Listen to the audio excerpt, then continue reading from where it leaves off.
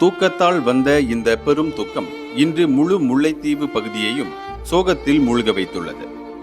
வாழ வேண்டிய வயதில் இப்படி வாகன விபத்தில் பலியாகிவிட்டனரே என அந்த நால்வரின் வீடுகளின் அழுகுரல்கள் துயரம் தோய்ந்ததாக இருக்கிறது.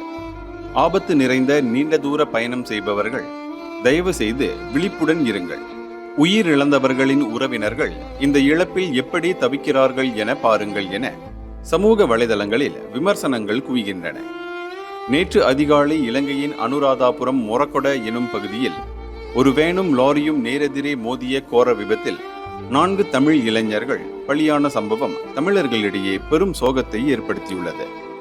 ஓட்டுநரின் தூக்கமே இந்த விபத்துக்கு காரணம் என முதல்கட்ட விசாரணையில் தெரிவிக்கப்பட்டுள்ளது. உயிரிழந்தவர்கள் முல்லைத்தீவு மற்றும் புது குடியிருப்பு பகுதிகளை சேர்ந்த மோகன் தேனுஜன், பாலகிருஷ்ணன் நிஷாந்தன், பரமேஸ்வரம் சசிகுமார் மற்றும் விமலஜன் என அடையாளம் காணப்பட்டனர்.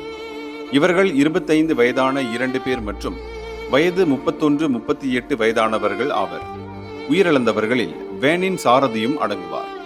இவர்கள் ஆடை தொழிற்சாலை ஊழியர்கள் என தெரிய வந்துள்ளது. விபத்தில் 3 பேர் காயமடைந்து அனுராதாபுரம் மருத்துவமனையில் அனுமதிக்கப்பட்டுள்ளனர். அவர்களில் 2 மோசமாக பாதிக்கப்பட்டுள்ளனர் எனவும் நம்பப்படுகிறது.